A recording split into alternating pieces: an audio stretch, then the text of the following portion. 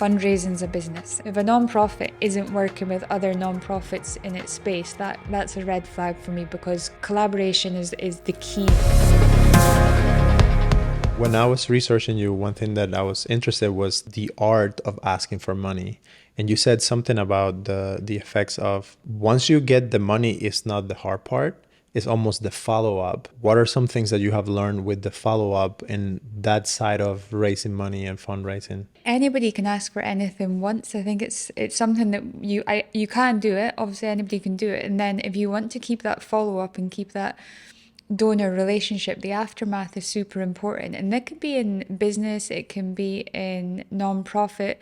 Even if we take the non-profit side of it out and make it about, we're looking at investment here. If you've got a buy-in from an investor one time, you can reach his network as well. You can, if it's non-profit, you can get him on a regular donation. So everything that you do after that money is handed over is just as important as it is for actually getting the money in the first place. I've dealt with donors who have been treated really, really poorly by non-profits. They'll give something amazing and then they'll just never hear from the person, and then a year later they'll get another phone call, would you like to donate again? Well no, I won't, because it just shows that level of respect, So I teach the giving process, which is about gratitude, inform and value, engaging, and then networking. So we go through those processes. It's really about looking after your donor. So could we go through that process like one step at a time? That is very interesting. Yeah, so the gratitude should speak for itself, but you wouldn't believe the amount of times this is missed. So we've just done this huge donation to let's say a cancer charity, and it's been received and this is amazing, and then there's zero follow-up. So you don't send a letter, you don't make a phone call, you don't send a little gift, anything like this. If we took it from the donor's perspective, a lot of the time I can hear things like, well, they've got the money, they can afford to do it, or these kind of attitudes. And what happens is this person, regardless of what he's given you, he's worked for that. He's, however he's got it, some way or another, he's worked for that money. So that is his to give. And he doesn't have to give it to you. He's made that decision. And then if he doesn't feel that you're showing him gratitude, he then has the choice whether to do it again or not. So gratitude is not only important in these situations, but in every situation in life. No matter what you've got, being able to feel gratitude and show gratitude is so important. Secondly would be the inform. So a lot of the mistakes that I would see in charities is they do something, but they're not telling people what they're doing. So we want to know, if we've supported an organization, we want to know what they're doing with that support. So it doesn't matter what organization you're supporting, you're wanting to find out about everything that's going on with them and find out all the information. And we need to keep that informed. So whether it's by newsletters or again, old school phone calls, social media, give them that information, and then show them that you value them. And that can be done a million different ways, like you would show your loved ones that they're valued. Again, little gifts, little thank you notes, expressions, any way that you can show that person that they're valued throughout the time.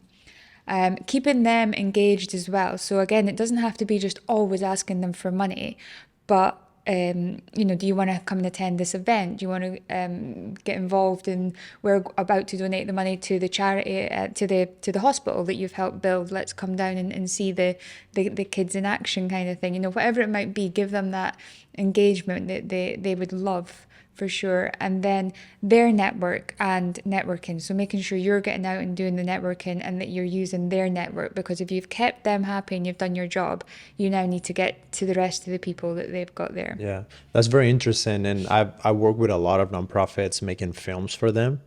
So I remember one of them, we worked for the Ronald McDonald House, and they hire us just to come and tell the story of a family. And the Ronald McDonald House, for people who don't know, is they help families when they come to the hospital. So let's say you are going to a major hospital for cancer treatment for your kid, and you have to fly or drive 2-3 hours away, and you don't have family in that city and all that. So that nonprofit, they host the families. And it was a really beautiful experience because we had a family and we had to use actors, but we had kind of the story of what a family would actually do whenever they have to come for the treatment. And then we had the actors and we crafted the story to like tell that and show how the family was receiving the help. And that example was really beautiful when I was able to make that film. And I felt like I felt like touched by this nonprofit. Yeah, you have to make the donor feel like they're part of you, and as much as and you can almost bring them into your world. These little things, like as you're recalling it there, you're feeling that emotion, and you're feeling like, so next time they ask for that help, you're there because you can remember that child and that family. So the more that you are keeping them engaged and keeping them involved in that process, it's going to give you that give back later on. And also, I think we can see it on things that I call them more of the kind of instant giving. So things like fundraising events and these types of things. Those videos are amazing for that type of thing, where you could play that and then do a live auction or something. You really get into the audience and then ask them for the money. Yeah. So what do you think is the best way to connect with someone's emotion, or to connect with someone in some level so they give the money? Is it using like numbers and stats and like showing the problem and like, or is it an emotional pull? How do you determine that? My tattoo documentary Literary Ink is streaming now on all platforms. If you love stories, documentaries, and especially if you love tattoos and Harry Potter, this movie is just for you. Check out Literary Ink, streaming now on all major platforms. So I always say one thing, and that regardless of how you're doing it, fundraising is a business, and it's something that I would drum in and drum in and drum in. Fundraising is a business, because often the person will go down. So you can tell me that Ronald McDonald story, and I could be sitting here and not giving a shit about kids, and I could be like, I don't care, like that isn't interesting me. And that sounds harsh, but not everybody cares about the same cause that you do. But when you're passionate about a cause, you can tend to talk about it a lot. And that's amazing if you can get somebody who truly believes in that cause as well and wants to help and loves kids and want to support them as much as they can. That's great. But if you're trying to get somebody who's not so interested, you still want to be able to get to them. So you're having to then show what is the benefit to them. What I'm going to give you, how is it going to benefit me? Because a lot of people do want to know that. Yes, people will give, but they also want to know what they're going to get in return. So you need to be able to, first of all, have your full stats available. What I say when I say fundraising is a business, I mean that portion of whatever you're doing, the fundraising side should be treated as a business in itself. So you want to do a business plan, you want to have all your information available. And really how well you do that business plan is how much you want the funding that you're about to be asking for. So the better prepared that business plan is, the better presented it is, the more information it has in it, the more likely you are to receive. And I would say that any business plan that you're doing, you want to research the person that you're going to be speaking to, the person you're pitching to. So you want to know things like their CSR, which is their corporate social responsibility. So what are they looking at? Are they working in mental health? Are they working in children? Are they working in cancer, whatever it might be? How can what your cause connect to their responsibility that they've put out to the world that they're going to be concentrating on that year? Because often it changes every year as well, and you can usually find it on their websites or their annual returns. And really connect to them. And then if you do it well enough, you can find out who you're walking into the room with. So if you're planning on walking into the room with, the assistant who's got absolutely no say on what's going to happen, you're probably wasting your time. You want to try and get the meeting with as far to the decision maker as you can. So once we're in there, who is they and what is their own, do a little bit of research on that person, find out what interests them and see if you can make that connection, so that because you do really get this one shot at that ask. So the more prepared you are, the better. That's wonderful. Now, you were in charge of raising a lot of money for one big project that you were in charge, where you guys raised over £1 million. So tell me about that specific project and what was your game plan to execute on that? Yeah, I mean, that was the project that I'd done with my husband, and it was my first major fundraising project that I'd ever done. Now, I'd worked in finance all my life at that point. I'd been a debt collector, I'd been a bank manager, I'd always worked in finance in some way, shape or form. So I'd learned a lot of different tools over the years. So you can imagine I was a young blonde girl in Scotland knocking on doors, collecting money from people who were in debt. That sounds like a movie right there, Alana. That could be a good movie. There you go. But I could never, when I started in debt collecting, it was all men in the industry, and you know, they were very aggressive with their approach. It was a very demanding thing for them. Whereas my mum was a single mum, and she was often in debt, and we had the person knocking on the door, and we would hide behind the windowsill when he was knocking. I didn't want to ever put that fear on people, and I didn't, you know, I'm not a scary person, so I never wanted to approach it that way. So my approach would be, right, what is this debt? How have you got into it? How much debt are you in? Let's look at your budget. What are you spending every week? How can we help? How can we look at this and put a plan together to make it work? So I ended up working with them and putting these plans together and sorting things out for them, and we would work together. So what happened then was they would pay me first because I was helping them. And I became the best debt collector in Scotland after a while. So and then took me on to being a bank manager, but it learned a lot about how people deal with money, and whereas you might find that a lot of people can budget well, a lot of people can't budget very well. So I worked in that field for a while, and I just learned human nature around finances. And then when the 2008 crash happened, I was working in the bank at the time, and I was seeing from all different walks of life, people losing money and things happening to people, and seeing how people were reacting to that. So when it came to actually fundraising for this event, we'd done a lot of philanthropic stuff before, myself and my husband, but this was the biggest thing we were going to be doing. Now, the first thing we did was we had the attachment of Prince Harry, because he'd asked us to do it for this mental health cause. And I naively at that point thought having that kind of almost That's celebrity game over, right? Yeah, I thought, like, we've got a celebrity figure attached in the royal family. People are going to want to support, they're going to trust this. But what I hadn't realised was how much pressure Harry gets from the media and this world that we didn't know anything about, this I guess celebrity world in itself wasn't necessarily a positive thing. So where we could have just gone out there and done fundraising in the way that I've just explained, we then had this huge spotlight over us as well, which was really, it had positives and negatives in there. So when we were out there trying to fundraise, I was having to justify every single little thing that I'd done because we had this spotlight under it. But what it did do for me, because we were raising money for 11 charities, there was all sorts of hoops I had to jump through every time I managed to get a donation. So I got a £200,000 donation from one person, and when I was ready to put this into the pot, I had to then justify how I'd got it and justify what I'd done to get it. And it ended up that I had to get a lawyer involved to accept the money, and it was just a crazy process. But I learned about that politics side of fundraising, and then it was just really about pulling everything together. And it was, would I say that I done that campaign in the best way? Probably not. Like, there was a lot of mistakes I made, but so many lessons I made. And I think I always work like that. Like, not everything's done perfectly, but as long as you're kind of learning and picking up these lessons along the way, you can't beat yourself up for it.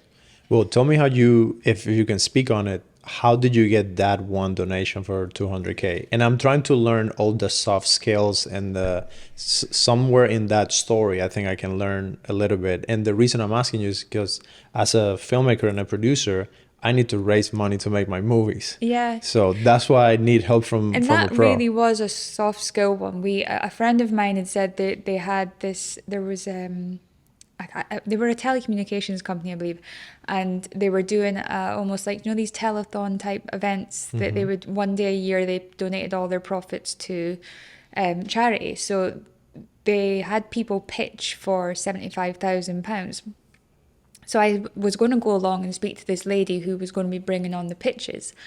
And it happened to be International Women's Day. And I remember we met in London and we were going to go for coffee. And she said, would you like to go for a drink? And I said, is it a drink or is it coffee? And she said, like, well, do you like wine? And I was like, I do. So let's go and drink some wine. So we ended up just sitting down, and I didn't mention the money at all. We just sat and we chatted and we got to know each other and just became, we found connections, we found bonds, no discussion about money at all.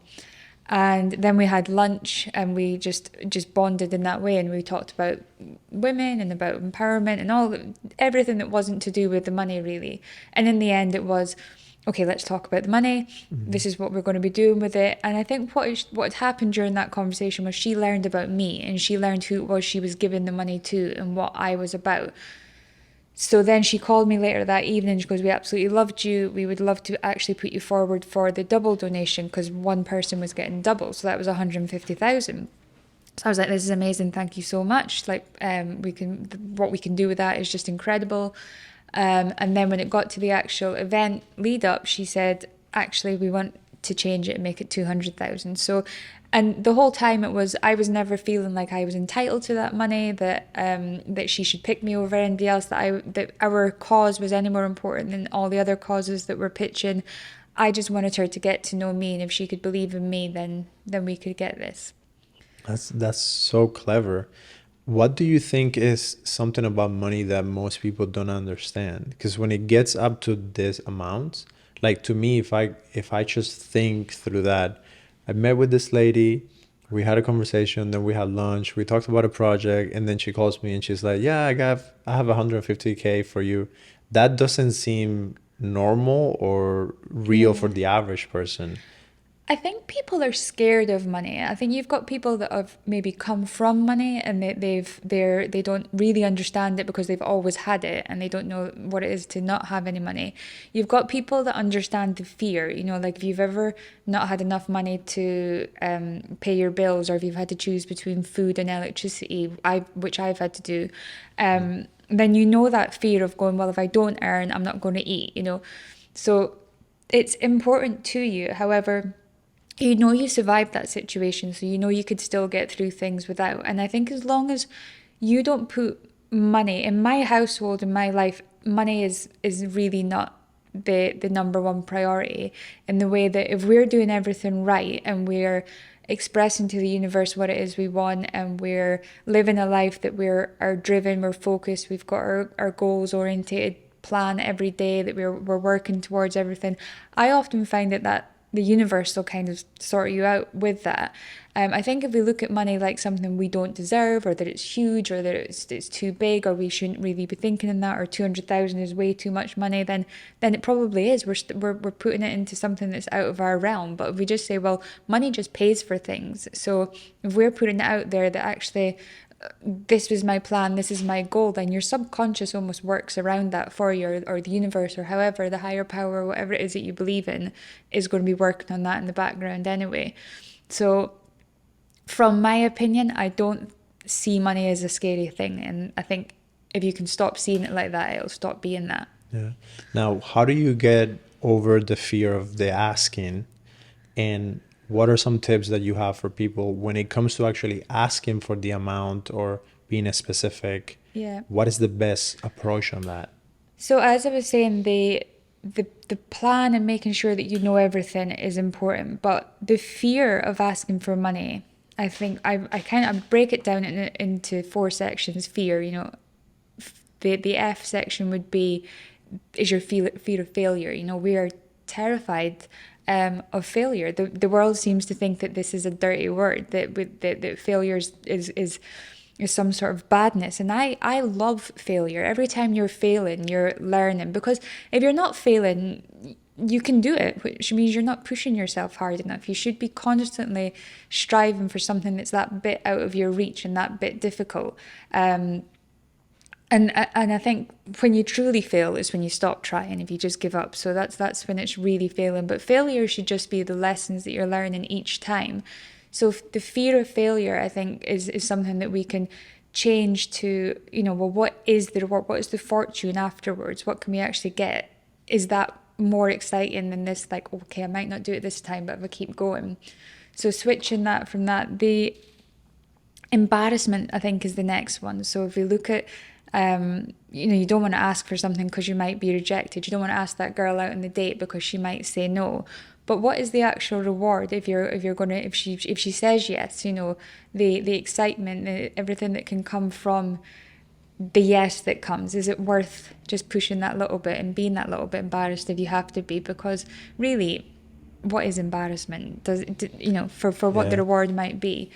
And anticipation, I think you might have heard a little bit about anticipation, but we have this this fear inside of us, and we're absolutely terrified of doing something, and when we do it we think actually it's not that bad, you know.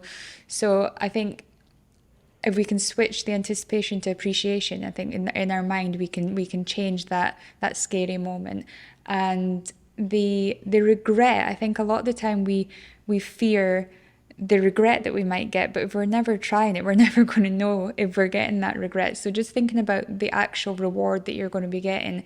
And I think the biggest thing about fear is if we can switch the unknowns to the knowns. You know, just if there's something that's blocking you because you don't know, then find out about it, learn a bit more about it. And I think when we walk into a pitch room, we're scared about all those things that I just went through, like who's that I'm pitching, you know, the money, the CSRs, all these things that you can learn beforehand to take that fear away.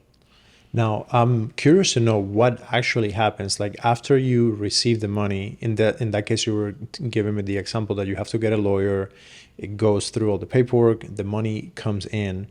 What happens afterwards? Like, how is the money utilized? Is it like sitting on a bank account and then a debit card and a credit card? Like, how do the organizations go about spending that money? And what are some things that we might not even understand of the actual process of using that money in terms of like taxes and how the government regulates that or not, and how are you able to actually spend?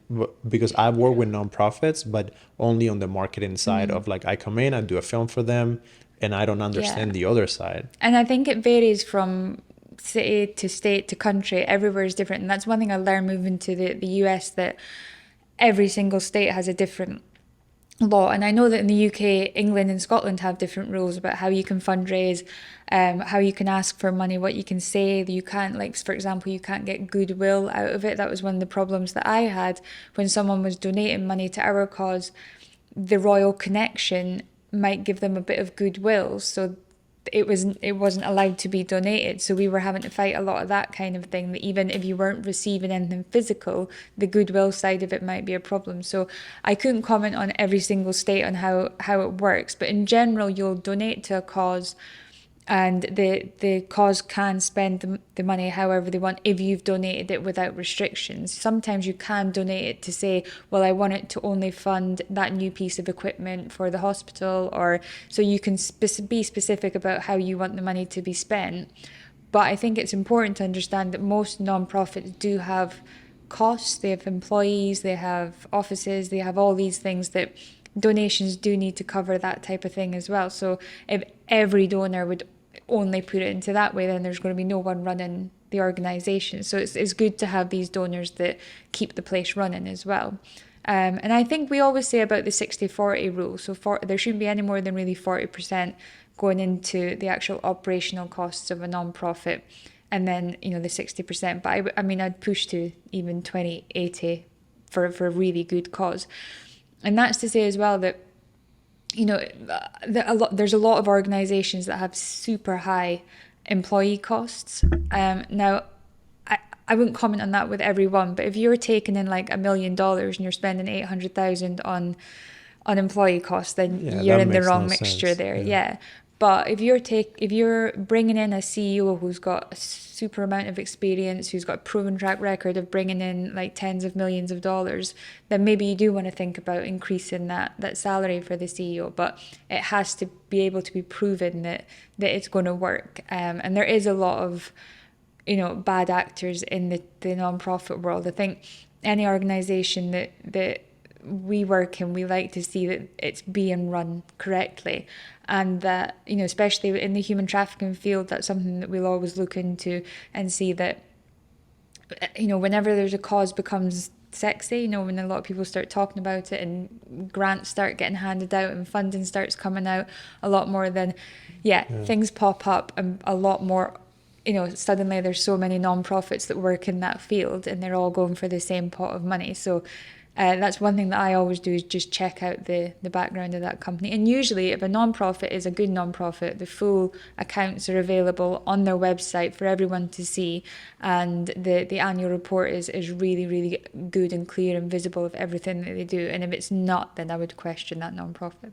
Yeah, I think you have to be very careful. And in my case, I did a lot of work in church organizations, and I did a lot of media for them. And it always was, mean, I can't speak specifically to anyone, any organization, but you would sense, you would feel that. I remember there was one time we flew somewhere. There was a tornado that came through and like wiped out like a section of this city in another state, and the team went over and we were filming all this, and then all of a sudden the people who were the head of the thing, like they're flying in a private jet to go and basically do a photo op for like 20 minutes and then get back on the jet and fly back. And that to me always felt like these people are like, yeah, and you can see that often you can see it happening. We've worked with like complete grassroots organizations and they're great. You know, somebody set it up because usually like maybe a family member's been involved in some sort of tragedy in some way. So they set up this cause because it's touched them, and then it does really, really well, and then it grows, and then, you know, you need to bring on more staff and you need to bring on more of a board, and then it becomes this huge organization, and then it's no longer really just about that original reason that it was set up, and it becomes like this business for everybody to be making money off of and fly about in private jets and things, and that's when it starts to go wrong. There is kind of like a nice sweet spot of a non-profit when it's still kind of in that nice stage. But I also would say that collaboration, you know, like if a non-profit isn't working with other non-profits in its space, that's a red flag for me, because collaboration is the key to making something happen, you know. So if it is a human trafficking organization, are they working with other organizations, or are they just keeping it to themselves? That concerns me, because the only way that we're ending human trafficking is to work together and everybody to go up against this together. It in itself is $150 billion a year industry, so it's a huge army that's needed to really fight that. So collaboration is super important whenever you're looking at that sort of thing. Yes, I was part of a project that was helping this nonprofit, and they were actually working with human trafficking. They were working with the Tennessee Bureau of Investigation, and it was a very difficult project because they couldn't really say much about what they did. So they couldn't collaborate with a lot of people, but they still needed to raise money. So they were trying to raise all of these funds, but they had to be somewhat private because the people working in the nonprofit, they were in danger from the traffickers. Yeah. So that was a very interesting project. We ended up doing, I did a short film for them, and we just recreated a story of one of the women that they had saved. But it was hard to raise money because, you know, the typical nonprofit video is like you have the CEO, they talk about the cause, and you show some other people, previous donors. And with this film, we couldn't show any of that. They couldn't really collaborate in that way. It was a bit more secret. So we only had the film that showed a story that looked like a real story of this girl, and then at the end, like a call to action so people would donate. Yeah. I mean, it really, they should still be able to work with other trafficking organizations, especially the task force style ones who have got that same sort of level of secrecy. But yeah, I mean, I've done similar ones with special forces organizations, because you can't say where the money is going to go all the time. So you've got to be able to raise the funds in top secret ways, you know, which is really hard. And we used to do an event down in London, and it was a top secret event that people would come to raise a lot of money. And usually you could raise like £1 million on the night, but the night was like no phones were allowed, you know, like all these kind of rules. But almost that made it quite appealing to the donor, because they were in this top secret environment with some, you know, ex-special forces guys there sometimes, and they got to tell stories. So like that kind of excited them, and they would donate more because of that, I guess. Yeah. So tell me a little bit, Alana, about the networking effects of working in this type of industry, and things that you have learned in regards of like being able to meet with this type of high profile individuals. What are some things that, like me as a young guy trying to learn how to be in these circles, or people who are trying to get more acquainted with the ethics and the manners, and like how do you actually get in touch with these people? How do you get access to these groups? Like, how does that work? I think it's going to sound really bad, but don't try. I think it's so obvious when someone's trying to get into certain groups and trying to be part of things. I always say, be the example. Like, what is that group looking for, and what do they want from the people that are joining them. So the network that me and Dean have built up over the years, it's never been because we've gone out and been actively trying to be part of any sort of social club or circle or anything like that. We've just gone out and been who we are, and done the things that we need to do. We've never wanted to build up a huge business and become billionaires overnight and drive about in Ferraris or anything. Everything that we do is for a purpose. It's about giving back, and it doesn't matter if it's working in Afghanistan or if it's working in trafficking, if it's working with mental health, if it's working with special forces soldiers, kids, whatever we're doing. Every single day, every Sunday, we sit down and say, right, what have we done this week? How have we helped people? What can we do next week? What can we do better? What have we seen? Have we, made any changes to the world? We're looking at this sort of thing. We've never gone and said, how much money have we made this week? It's never been important to us. And I think that living a life of purpose and making sure that you're living the life that you want to live and the purpose that you want to leave will then all these other things will start to fall into place, I believe. I believe that kindness is one of our strongest tools that we've got. I think that in a world that we talk so much about mental health, but we don't blend kindness with it, if we can just go out and be that bit kinder to each other. If you're ever feeling a mental health episode, or if you're feeling not great within your head, go out and help somebody. It's an amazing power that you get from that, and your health does get better. Yeah. So in your case, you have lived, I feel like, 3 or 4 different lives. So I want to learn a little bit more about you as an author, your book, and what is the process of putting that project together and then going out and sharing your story with everyone. Yeah, I've always wrote. Writing has been my little therapy for my whole life. But when my mum died when I was 15, and really I think that's almost when I put the pen down a little bit. She used to be the one that wrote poems, and she would leave them all around the house for us to find, and we would write little bits back and forth. I remember the first time I was writing, it was literally with ink. I was writing a book, and I don't even know what happened to that book, but I stopped it after she passed away. And my great auntie Molly, who was born in 1924, she was an amazing woman. Just before COVID hit, she passed away. And I remember when I was cleaning her house, I found her pen that I used to love playing with as a kid. And it was almost like a little sign to me, like, you need to write again.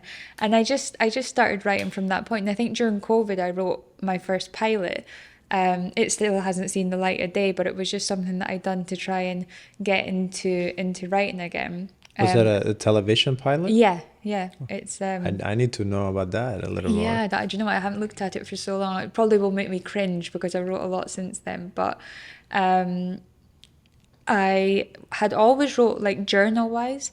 So then when Dean released his book Relentless, a lot of people said, when's Alana's book coming out?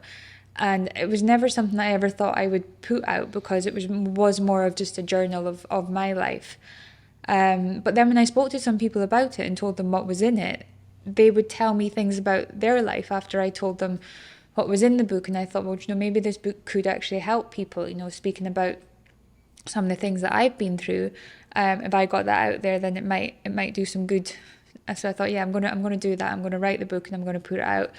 And How to Ask for Money really was a business book, and I wrote that when somebody told me that they were scared to ask for money, and I thought I'll write that. And then I wrote the kids' books just as a fun thing to do, really. And I loved writing the kids' books. That was really exciting. That doesn't take long, to write a good kids' book. The illustration part of it wasn't me.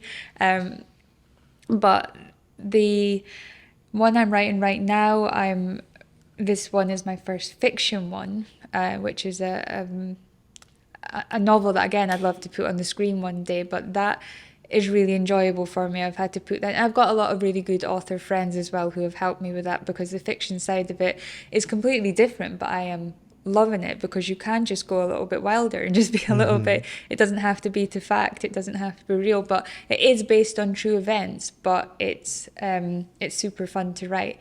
But I have a 12-year-old, a 7-year-old, and an 11-month-old. So getting time to write is definitely not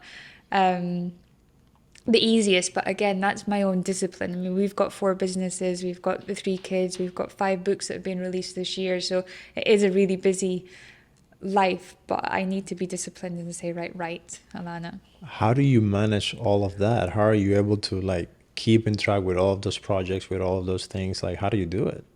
I actually don't know sometimes, but you know, I've learned over the years about time management. You know, I think that we've got a lot of distractions, um, you know, good and bad things, you know, things like social media. Again, great tool that came to us in the last, I guess, 15, 20 years.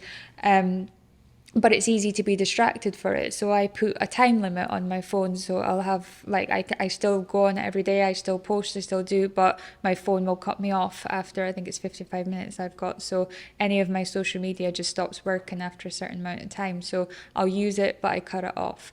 Things like doing a little time cleanse every now and then, just checking what your daily habits look like. How much time you spend on the phone, how much time do you take in the shower, how much time you spend in eating, chatting, all these things.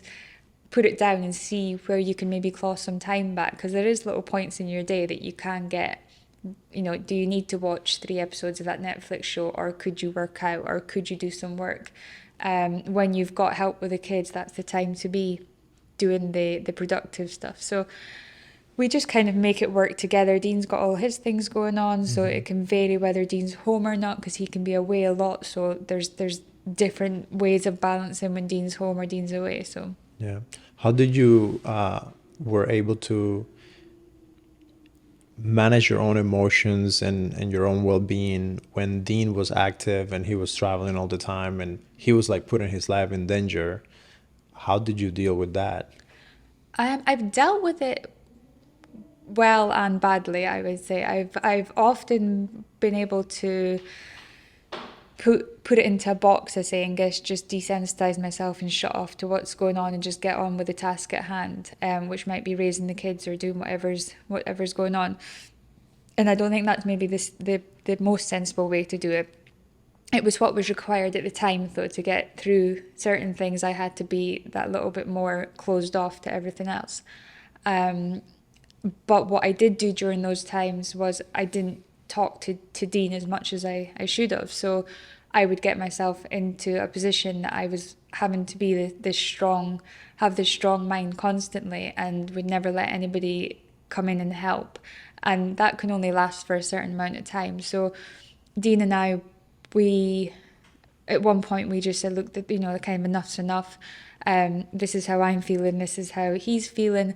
And then we decided that we had to talk about these things, and because sometimes I would think he thought one way and he would think I thought one way, but we would never tell each other how we were really feeling, out of fear of upsetting that other person. And actually, once we started talking, it was like we actually wanted the same thing. We wanted more time together, we wanted more time with the family. And I realized that sometimes my problems, because I was keeping them I would often stop problems going anywhere near Dean, because I felt he had enough to deal with. He didn't need to deal with all these other things.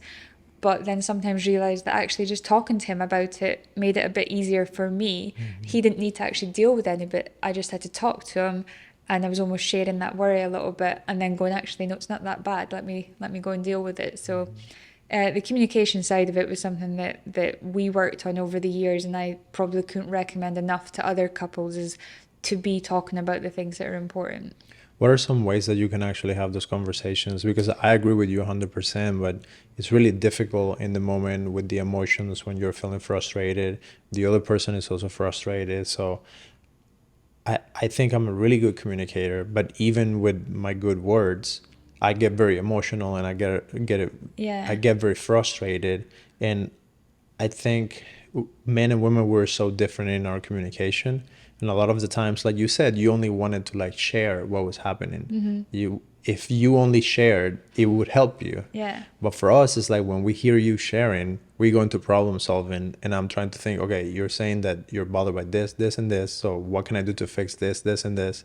So how are you able to do that in a way that is effective? Yeah, I think that I'm the same. I'm a problem solver. So if you're telling me your problems, I'm working out how I'm going to fix it, like every time. But sometimes that person does just want it. And it was I believe my sister-in-law said to me, Alana, sometimes I just want to talk to you. You don't need to fix everything for me. Yeah. And that's really hard for problem solvers to do. But I think that, yeah, the communication side of it doesn't have to be sitting, over a podcast talking to each other. We could be at the gym together and just make a couple of comments back and forth, understanding sometimes if you're in a relationship where the other partner is known to maybe any sort of question could maybe make the thing a bit more heated or a bit more elevated, tell them that you're about to do that conversation. Like, I'm about to speak to you about this thing that might normally trigger you,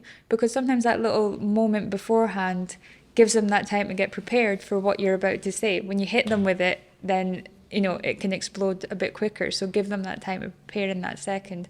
And I think the more you do that, the more you'll understand where you are with your partner, for sure. Even with kids, if you're dealing with kids, have you ever seen a child and a parent in the supermarket and they're both shouting at each other, and that argument's never going to get won? She's already gone crazy, he's gone crazy, nobody's listening to each other. It's the same in any relationship. It needs to be heard. And I definitely live by the 75-25 rule, listen 75%, speak 25. Yeah, that rule is really hard for me. So what are some things that you guys are working on for the future, like the rest of the year? What is something that you are really excited about? So our books are all out by the end of this year, so that'll be 6 in total. So there's Dean's Relentless, She Who Dares, How to Ask for Money, the 3 kids' books. Our documentary on the Pan America Highway is going to be coming out hopefully the beginning of next year, and that actually leads on to our next challenge, which is top secret right now, but it's going to be super fun and super exciting. We have, as I've said, the other projects, the television projects we're working on, and Dean's got a few things going on there too. But our main business is still the security industry, and that's really funny because it's something neither of us really talk much about, but it's kind of our bread and butter is the protection of people. And I think from that, the work that I do with child online exploitation and anti-human trafficking is something that we're working to push a bit more on to kind of really end this cycle of abuse for children, but from the preventative stage, to stop it any rescue ever needing to be happening.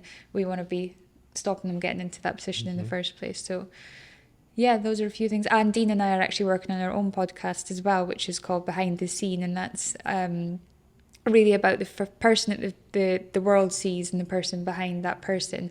So we've been interviewing some amazing couples, and that's been really, really fun. So we're learning a lot about that. Yeah, the one that everyone sees, the one that everyone knows, but really that's the person who's behind, who's doing a lot of the stuff. And it's really interesting, the similarities we're seeing between these couples. Yeah. Now, when you guys are doing security, you are actually the person behind the scenes doing all of that. So tell me a little bit about that process. And especially I'm interested for celebrities and people in the entertainment business, like actors and people that are in my industry. How does that work? How does the work comes to you guys? And what are some of the most common things that you have to protect for? And tell me a little bit about that behind the scenes. I think a lot of people do see, on the movies and everything else, you've got this bodyguard or this guy doing this job or doing this amazing thing in Libya or whatever it might be. But for that guy to operate, there's a lot goes on that nobody sees. The intelligence gathering, the logistics, the planning, the route calculations, all these different things. And for Dean and I, we kind of always do that bit together. But when he's on the ground, I have to be there, coordinating everything, checking what's happening. Sometimes these things can be in real time, and those things can be quite intense, especially with kids. You're working on things like evacuations out of Afghanistan. You're having to be like on point every second, and then you've got the kids wanting fed or something at the same time. So that's an interesting world to be in. But I started the business with Dean in 2011, and I think at that point we were doing maritime security. So it was, escorting the ships through the Gulf of Aden and things for anti-piracy. And that was a whole different set of logistics that you were dealing with. And then we generally don't really do the celebrity world. It's not really our thing. Apart from what we do now is the advisory services. So you won't really see us stood next to someone at, you know, a concert or something, but we'll do all the behind the scenes planning of it and find out what their current security setup's like.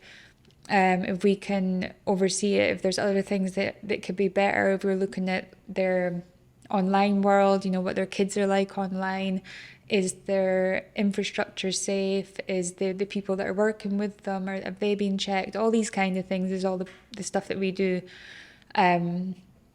now, which is definitely something that we find more important in the overall scheme, because there, as I say, there's a lot of people out there that maybe aren't doing the job to the standard that we might necessarily do it. And I think it's important that we weren't trained with weapons. You know, we were trained to use intelligence at all times. And because in the UK we don't use weapons even while doing personal protection, So how do you protect your client? well, I think the easiest way for me to say it is you've got to be the biggest coward. You've got to be watching out for every single thing that could go wrong and making sure that you're well away from any trouble. You don't get into any sort of scenario where anybody gets close enough that there's going to be any harm. So you're literally looking out for everything. And because a weapon should be a complete last resort, but if you're trained with a weapon, it becomes your first resort. And I think that stops us using our brain power.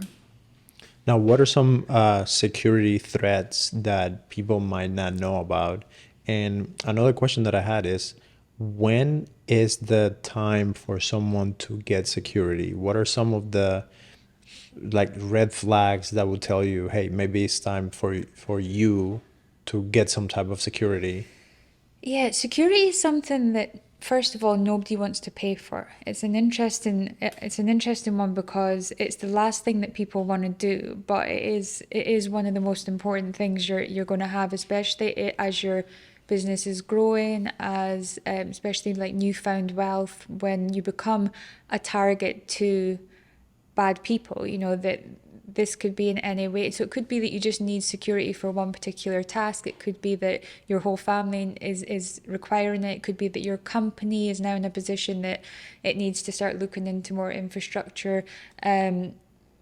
So many reasons. You unfortunately, when people do come to us, it's after something's happened. That's the issue that we come across. But as you're starting to see threats arising, that's definitely we should be speaking to someone. But a lot of what we see is avoidable. You know, things like we can see some clients who do put so much out there on the internet. As we've said, social media is a great thing. It has done so much good for the world, but we are able to give so much details without knowing it. We can give, I mean, I've seen people who I could literally write down their home address, where their kids go to school, what time they go to school, when they leave, when they set off, exactly where in the house the kids' bedrooms are. You know, you can do all this just by following someone's stories and seeing these types of things when they're posting. You could write a play-by-play of a person's day just from following their Instagram stories sometimes. So how do you avoid that? Like if you're the influencer or the famous person that they're doing that all the time to get the attention and to, because for some people that's their business, like posting all of those things. Yeah, I totally agree. I think it is their business, but I don't think real time ever has to be their business. I think they can always post after the fact. Like if they're I know that sometimes they're in an area and people know they're in that area, but if you don't have to be telling someone that you're at that restaurant at that time, then don't post it later. Because especially, you know, in the celebrity world, people will want to see, and it might be innocent people that will come, but you don't know who that person is and you don't know what their intentions are. And then if you're not in the best of moods that day and you treat them badly, that person might have issues, and that could become less of a fan afterwards. So trying to avoid those situations the best you can, unless you really have to put down that you're there, you know, for a concert that night or whatever it might be. A lot of the real time stuff doesn't need to happen. That's very interesting. I think with celebrities, the security is not as necessary, but the threats are not lethal, I would say. But in your case, when you guys work with people from different governments, companies that have interests in very dangerous countries, how is that process and how do those people come to you and find you in the first place? Because it's not like you have a Google posting of like, Yeah, you don't really find much about us in the internet, but it is usually by word of mouth. That is normally we're recommended by other people. And as I say, when it comes to the ground stuff, Dean is incredible at, I'll do all the behind the scenes stuff, but when he is on the ground, he can make friends with everyone. And that could be from the king right down to the street cleaner. And he'll make sure that he treats them all the same way. He gives everyone equal respect so that when stuff does happen, things like Libya happened, and Dean evacuated an entire embassy out of Tripoli straight to Tunisia without ever using a weapon. And it was local help that got him there, people putting him up in little safe houses along the way and various things.